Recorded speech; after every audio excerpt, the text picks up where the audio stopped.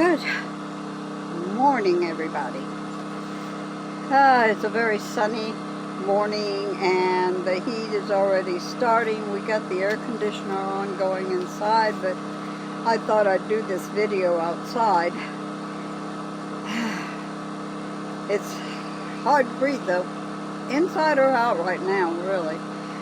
But I was at church yesterday morning at Sunday school. We were talking, and we were talking about God's forgiveness, how God does forgive us.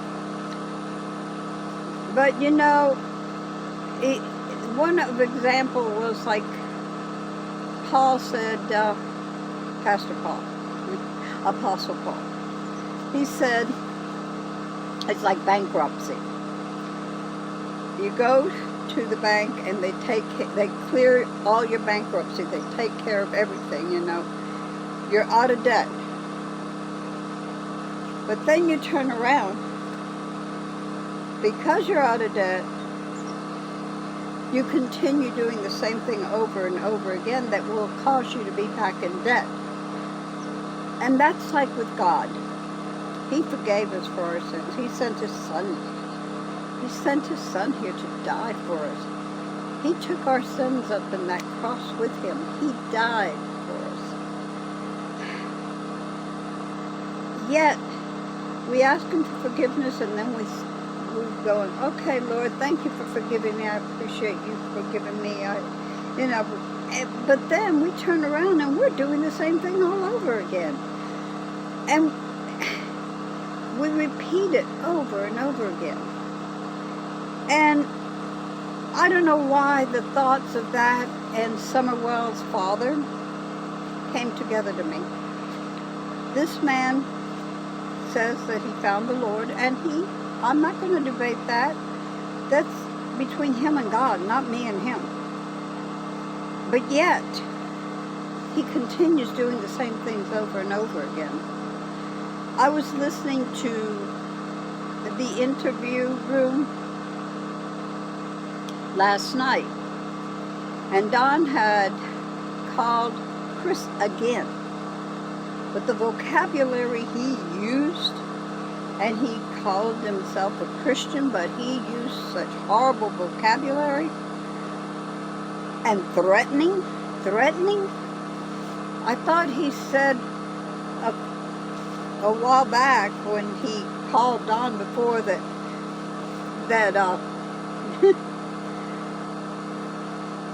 it's up to God whether to forgive the person who took Summer or did harm to Summer.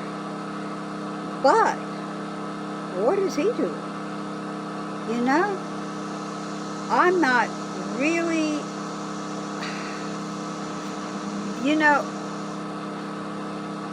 we are known by our actions, okay? That's how people look at us. If you're a Christian, but you go around saying F of this and F of that and threatening people and lying constantly, is that being a Christian? I don't see it. I don't see it. I don't want to do those things. I don't want to. Not to say that I haven't. Yes, I have. But I work daily not to. Daily. And that's something that we have to do daily. It's not a thing that, oh, well, I've been forgiven, so, I can just go on and live my life the way I always have because I've been forgiven. Okay. Have you? Did you ask? Did you truly say it from your heart? That show last night, it was like almost 3 hours. I listened to it all, the analysis of the whole conversation, and some I agreed with and some I didn't. But one thing that I did get out of it, whatever happened to Summer was not an abduction. What happened to Summer was an accident. Whatever type of accident, I do not know. I do believe, this is my belief. This is not somebody else's belief, okay, or what they said. This is what I got out of it, how I saw it. I do believe there was an accident. And I do believe that Candace did call Dawn. And I know she was upset. I'm sure of it. What time did she call Dawn? I don't know what time she called Dawn. They've got the phones. They know what time conversations happened. But I believe that she called him and told him what happened. And that he came home or met her on the road somewhere. Because of one thing he said is Summer was taken in her car.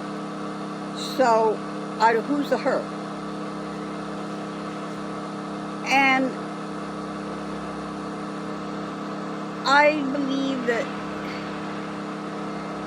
yes, she was taken in her car and met up with him, and he took over, because he's taken over the whole thing anyway.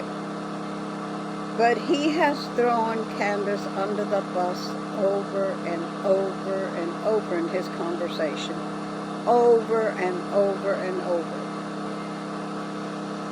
He even blames a 5-year-old child for his essay.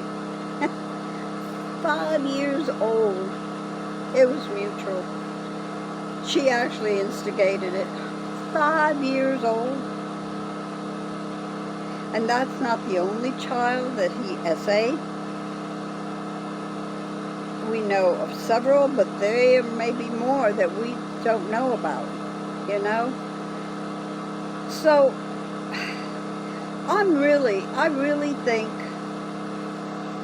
that towards the last part of the first telephone conversation that Chris and Dawn had, I really, really believe that it was an accident. He said it. He said it. He said it. Not in, you know, it wasn't like, oh, well, yeah, I know it was an accident. But he insinuated that he knew it was an accident. And in saying so, in even saying, yes, it could have been an accident, he was saying she was not abducted. So, I don't know. I am so obsessed with this whole case. And the other little boy that's 5 years old that is missing, oh God.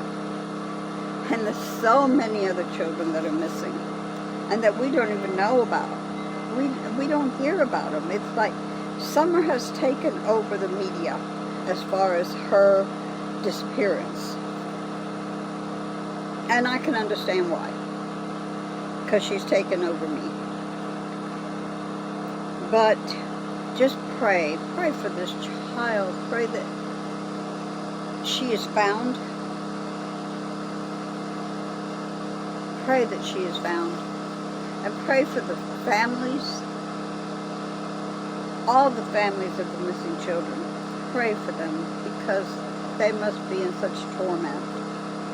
I can't even imagine. I cannot imagine. I have 7 children, and I don't care if I had 12 kids.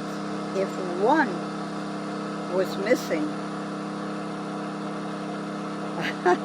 I could never stop looking.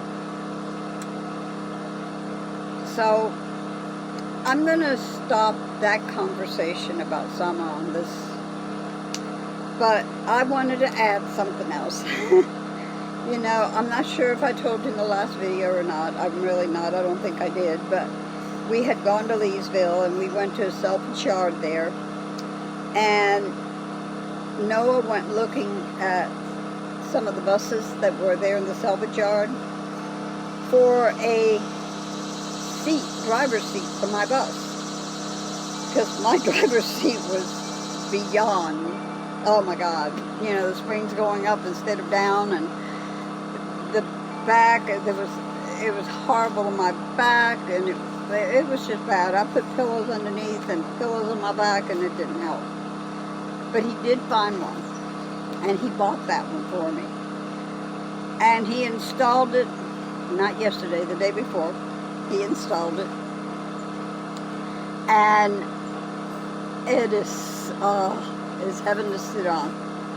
It's got a lumbar in the back, and it fits just perfect at where, because I got like a sway back, and right where that sway is, if I don't have nothing pressured into it, it hurts. It hurts because there's nothing to support it. But this has it, and it moves back and forth easily, and the seat are taller, the back is taller, and it goes forward. Now, it's heaven. I can't wait to get on the road with it. I was sitting on it, you know, because he wanted to adjust it just right for the way I sit, you know, to drive, and I'm like, I'm ready. Come here, here's the steering wheel. Come on, let's get on the road. But I am so thankful that he did that. I am just so thankful. He worked hard, and it was hot, and he had to take the old seat out, which was bolted to, of course, you know, to the bottom. And let's face it, that seat had been there 30 some odd years, 34 years, I think. Woo. It's an 86. My youngest son was born in 85. So he had to work hard at it, and I just really appreciate it. I appreciate it so much. We got some more work to do in there, but everything in its time. I mean, we've got another 6 weeks before we have to leave, so there's a lot can be done in 6 weeks. So until later, y'all, take care. Don't forget, pray for Summer, and pray for those missing children all over this world. Pray for their family. And I love you all. Take care. God bless you all.